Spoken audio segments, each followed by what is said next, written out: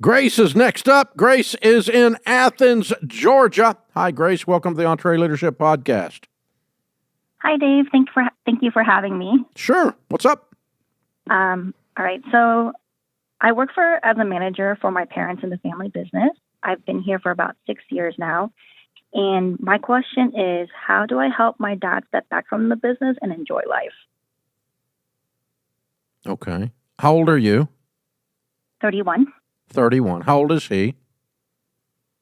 72. 72. And how many people working in this business? As of right now, it's just us three, my parents and I. Oh. So if he steps back, a lot of crap's not going to get done. Right. Okay. So in other words, the way he's going to step back is he's got to hire somebody to do what you do so you can do what he does. Mm-hmm. Am I wrong? No, you're right. And we are in the process of trying to look for some part-time college students to be able to come help us. No. That's not what I'm talking about. Okay. You're not a part-time college student. We got to replace you because you got to replace him. I see. He's 72. Mm-hmm. Yeah. I mean, he may have another 10 years and he may have another 10 minutes. I don't know. Y'all got to get with it here. Oh my gosh. So, what kind of business? We do wholesale accessories. Okay. Does he work because he just loves it or just because he knows if he quits working, the whole thing's going to fold up like a tent? I think it's a mix of two things. Part of it is just, sorry, let me think. I think part of it is I do need more help. And then the other part is that if he doesn't work, he doesn't have hobbies on the side. So he doesn't do anything else besides work. Yeah, but okay. So what do you do with your week? What is your title and what do you do? Mm-hmm. So I'm the manager. I help with customer sales, inventory, and ordering purchase orders. Okay. And what does he do? He does more of the payroll paperwork, accounting, and then a lot of the shipping, so packaging and shipping. Okay. All right, cool. So you guys do a lot of online ordering instead of in person. You don't have a retail stop, do you? We do. We have a brick and mortar. It's a mix of both, okay. Walk-ins and a lot of phone call orders or online. What's your percentages? How much is walk-in? How much is online? Right now, it used to be 60 in person, 40 online, but recently we hit a good growth, and so more people are finding out about it. So now we're closer to 50-50. Okay. And you want to head that way. It sounds like that made you happy. Your voice just changed. I like it. Good for you. Yes. Okay. Good. All right. Okay. So he can relax when, okay. Stage one to him stepping back and relaxing is knowing that the work that he's doing is going to be done. Mm-hmm. Right now, he thinks if he takes his hand off the plow, nothing gets plowed. Okay. And so we have to figure out a way to hire someone to do some of what he's doing so he can, quote, enjoy life. So what's your all's gross revs? Gross rev, we hit 1.2 mil last year. Okay. And so you're in a hard product. So you run a 10, 12% margin. What are you running? About 30% margin, I think. Good. So what are you being paid? I get paid about 70. And what's he get paid? He's no longer taking income. He's just relying on Social Security. Okay. Well, I think we need to have the big question of what succession looks like. And mm-hmm. that's you and him and mom sitting down and saying, all right, we need a plan.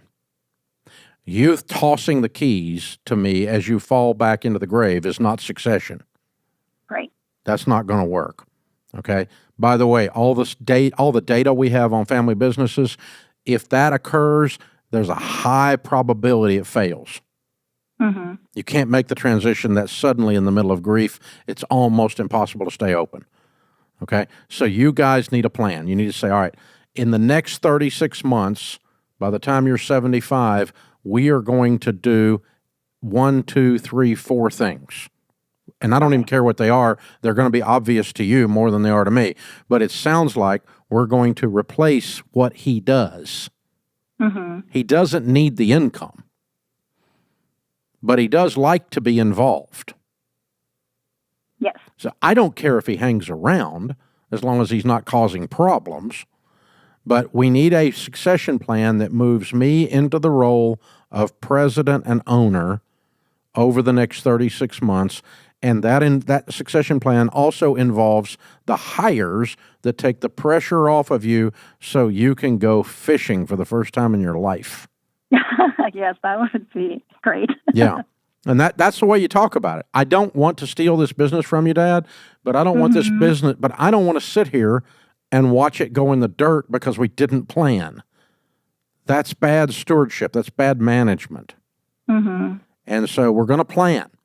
I, as your daughter, I, as your only employee, are going to require, as a part of me continuing to stay here, that we develop a 36-month plan to where this looks like you get some relief and I get some control to guarantee your relief and to guarantee the perpetuation of this place that you've worked so hard on, Dad. I want to honor you in this process. Honor is a big word for him, by the way. Yeah, that's definitely really great language that would help. And you need to give him lots of honor often in this process, not just one conversation. Every time it comes up, he's the founder. He's the guy that started it. This whole thing was his idea. He gets all the credit. You can handle that emotionally, can't you? Yes. Yeah. If you give him lots of honor, you'll allow him to rest and allow him to have an emotional footing to start to do the handoff, I hope. But let me just tell you, and if you have to lean into this part of the conversation, I hope you don't, but you need to tell him and your mom that this is going to go very poorly if he becomes ill or dies before you guys get a plan implemented. Yeah, that was what I was worried about too. Yeah. And he also missed out on the chance to go fishing, which he's earned. Yes, I 100% agree. That's why. And if he wants to come pack boxes too, okay, so what? But we don't have to have you. We'll allow it because you want to be here. You need to be able to come, Dad. You've earned it, Dad. You've earned the right to come because you want to, not because you feel like you have to. And right now, there's too much of this is because you have to. And so, yeah, lots of honor to him, and you guys need to do this. The best succession plans are gradual, and you're already late to that party.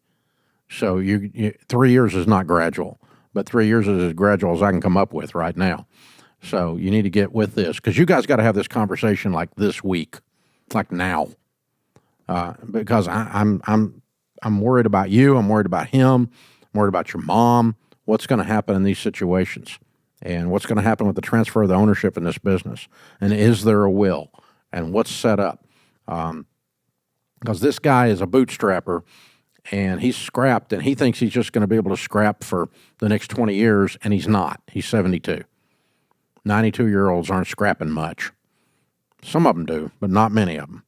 So you gotta have a game plan. And it's only fair to the customer base. It's only fair to your mom. It's only fair to you for you all to develop a game plan here and go that direction. I'm so proud of you, Grace. Your name is evident in your life. Grace is evident in your life. So thank you for being there. Thank you for being the kind of daughter you are. And thank you for having these tough conversations you're getting ready to have in the next 72 hours. And don't wait any longer than that.